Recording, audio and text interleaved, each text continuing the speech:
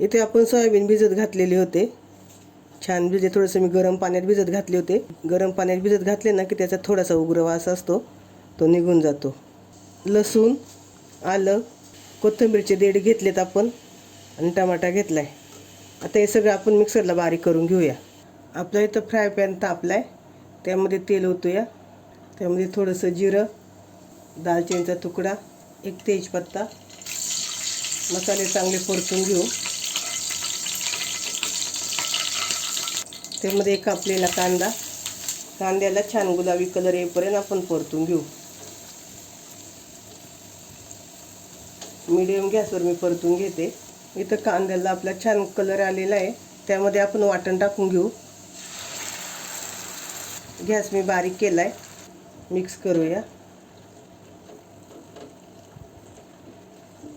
आपण मिक्सरच्या भांड्यामध्ये वाटण वाटलं होतं, त्यात अगदी 2 चमचे पाणी ओतले, ते ओतून घेतले. मसाला वाया नाही घालवायचा. आणि इथं मी परत मीडियम गॅस केला आहे. आता मीडियम गॅसवर आपल्याला परतून घ्यायचं, त्याला तेल सुटेपर्यंत.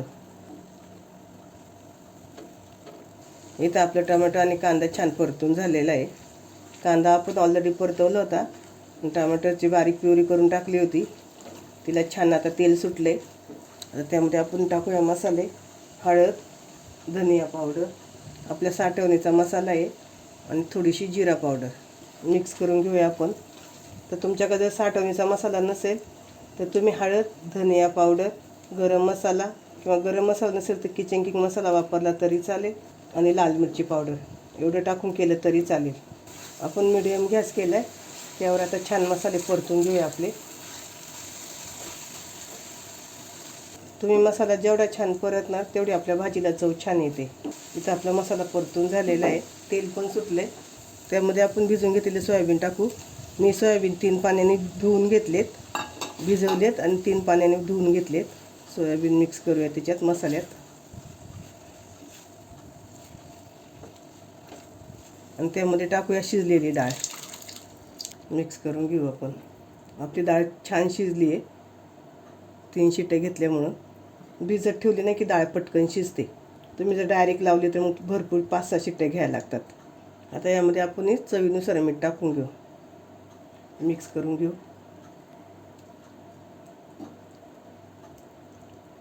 त्याच्यावर एक वाफ येईपर्यंत आपण झाकण ठेवून घेऊ. आपण झाकण काढूया. आपल्या डाळ आणि सोयाबीनच्या भाजीला छान उकळी आली आहे. मी थोडीशी पातळ धरली आहे, एकदम घट्ट नाही धरली, कारण चणा डाळ टाकली. नंतर थंड झाली ना की ती घट्ट होईल. वरतून थोडीशी कोथिंबीर मिक्स करून घेऊया. इथं आपली तयार झाली सोयाबीन आणि चणा डाळीची भाजी. तुम्ही केली काही मला नक्की कमेंट करून सांगा. नसेल केली तर नक्की एकदा करून बघा. आपण गॅस बंद करू.